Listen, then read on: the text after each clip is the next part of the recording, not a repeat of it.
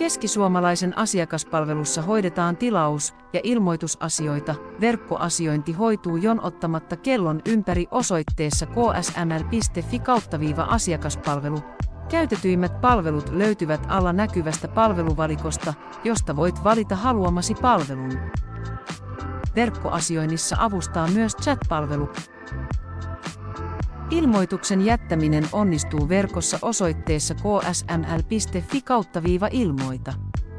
Pääset sinne myös asiakaspalvelun sivun alareunassa olevasta palveluvalikon kohdasta Jätä ilmoitus, valitse sen jälkeen haluamasi osasto.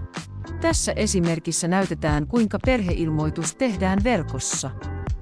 Valitse silloin perheilmoitukset. Jos olet kestotilaaja, hyödynnä sinulle kuuluva alennus valitsemalla Olen kestotilaaja, jolloin ilmoitat edullisemmin. Valitse sopiva ilmoitusmalli ja sen jälkeen pääset suunnittelemaan ilmoitustasi. Lisää teksti ja valokuva. Näet esikatselusta, miltä ilmoitus näyttää.